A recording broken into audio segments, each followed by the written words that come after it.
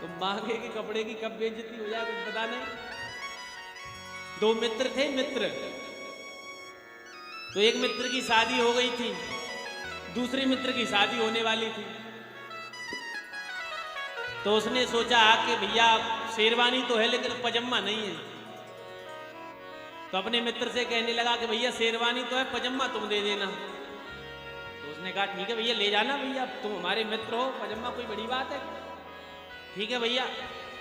तो इसने अपना पजामा दे दिया और पजामा पहन करके बढ़िया दूल्हे राजा शेरवानी पहन करके सीधे पहुंचे और जयमाला प्रोग्राम, टीका ईका जयमाला प्रोग्राम हुआ। उसके बाद में मंडप के नीचे दूल्हे राजा पहुंचे और जैसे ही मंडप के नीचे दूल्हे राजा पहुंचे तो ये देहरी पर कुर्सी डाल करके बैठ गया। जिसने पजामा दिया था वो कुर्सी डाल करके देहरी पर बैठ गया।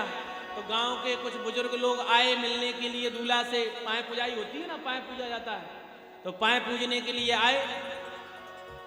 तो जैसे ही पाए पूजने के लिए आए तो यही देहरी पर बैठा था मित्र जिसने पजामा दिया था। तो इसी से पूछ दिया कि भैया दूल्हे राजा कहाँ हैं। बोले दूल्हे राजा तो अंदर बैठे हैं लेकिन पजामा माओ पहने हैं। अब तो बाकी घोर बेइज्जती, ससुराल में बेइज्जती। ससुराल की बेइज्जती भैया आदमी से नहीं करता। इसको बड़ा गुस्सा आई। इसने बुलाया, इधर आओ। क्यों? इनने पूछा था तुमसे कि पजामा किसका है? बोले नहीं।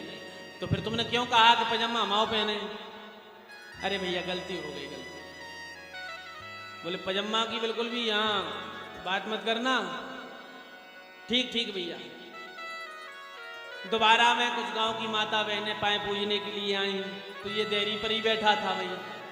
तो माताओं ने पूछ दिया कि भैया दूल्हे राजा कहाँ हैं।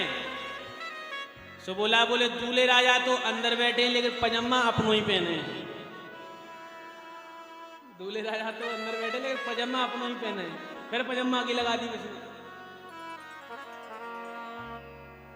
उसे बड़ा गुस्सा आई। उसने कहा कि बार बार पजामा की चर्चा कर रहा है, इधर आओ। बुलाया। क्यों?